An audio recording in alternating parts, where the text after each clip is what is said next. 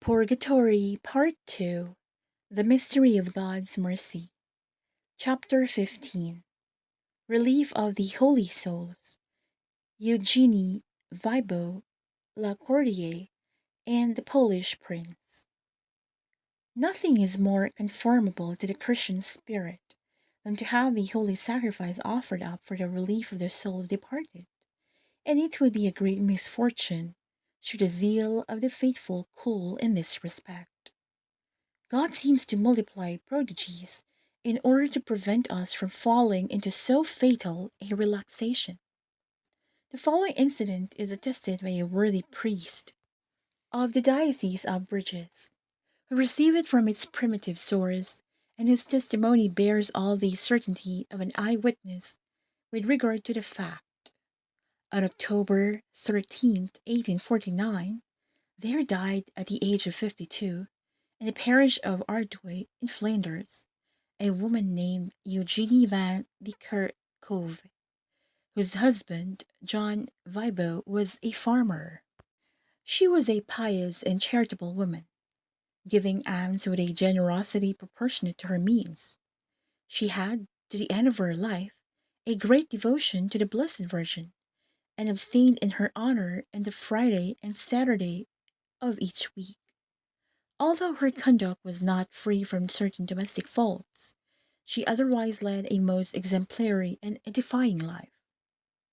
A servant named Barbara Venice, aged 28 years, a virtuous and devoted girl, and who had assisted her mistress in her last sickness, continued to serve her master John Wybo, the widower of Eugenie. About 3 weeks after her death, the deceased appeared to her servant under circumstances which we are about to relate. It was in the middle of the night. Barbara slept soundly when she heard her name or herself called distinctly 3 times by her name. She awoke with a start and saw before her mistress, sitting on the side of her bed, clad in a working dress consisting of a skirt and short jacket. At this sight, strange to say, although seized with astonishment, Barbara was not at all frightened and preserved her presence of mind. The apparition spoke to her. Barbara, she said, simply pronouncing her name. What do you desire, Eugenie? Replied the servant. Take, said the mistress, the little rake which I often told you to put in its place. Stir the heap of the sand in the little room. You know to which one I refer? You will there find a sum of money. Use it to have masses said. 2 francs for each, for my intention, for I am still suffering. I will do so, Eugenie, replied Barbara, and at the same moment the apparition vanished. The servant, still quite calm, fell asleep again, and reposed quietly until morning. On awaking, Barbara believed herself the sport of a dream, but she had been so deeply impressed, so wide awake, she had never seen her old mistress in a form of so distinct, so full of life. She had received from her lips such precise directions that she could not help saying, It is not thus that we dream. I saw my mistress in person. She presented herself to my eyes, and I spoke and spoke to me. It is no dream, but a reality. She therefore went and took the rake as directed, stirred the sand, and drew out a purse containing the sum of 500 francs. In such strange and extraordinary circumstances, the good girl thought it her duty to seek the advice of her pastor, and went to relate to him all that had happened. The venerable Abbé R., then parish priest of Artois, replied that the masses asked by the departed soul must be celebrated, but in order to dispose the sum of money The consent of the farmer John Wybo was necessary. The latter willingly consented that the money should be employed for so holy a purpose, and the masses were celebrated, being given 2 francs for each mass. We call attention to the circumstances of the fee because it corresponded with the pious custom of the deceased.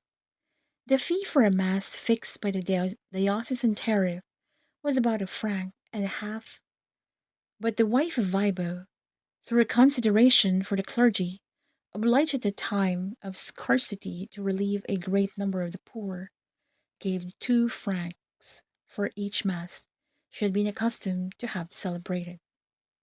2 months after the first apparition, Barbara was again awakened during the night. This time her chamber was illuminated with a bright light, and her mistress, beautiful and fresh as in the days of her youth, dressed in a robe of dazzling whiteness, appeared before her, regarding her with an amiable smile. "Barbara," she said in a clear and audible voice, "I thank you. I am delivered." Saying these words, she disappeared, and the chamber became dark as before. The servant, amazed at what she had seen, was transported with joy. This apparition made the most lively impression upon her mind, and she preserves to this day the most consoling remembrance of it.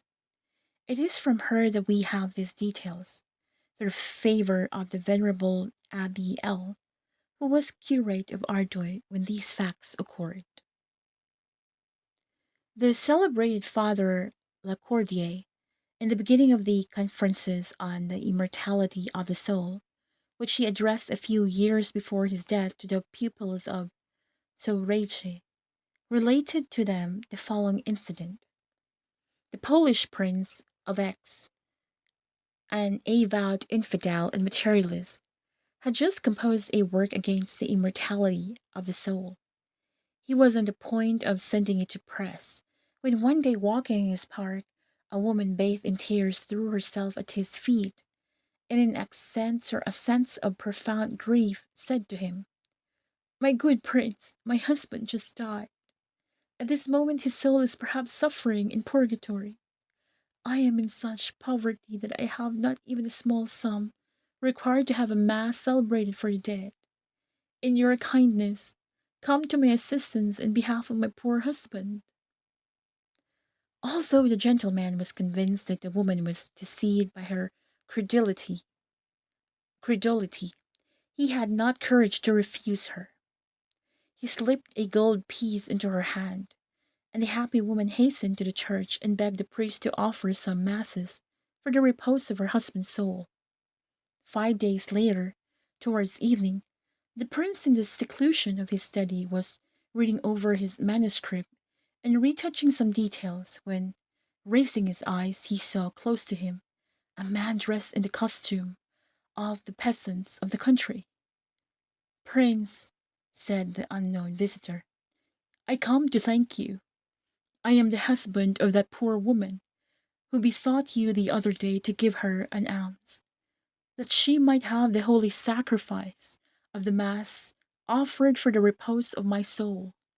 Your charity was pleasing to God. It was He who permitted me to, to come and to thank you."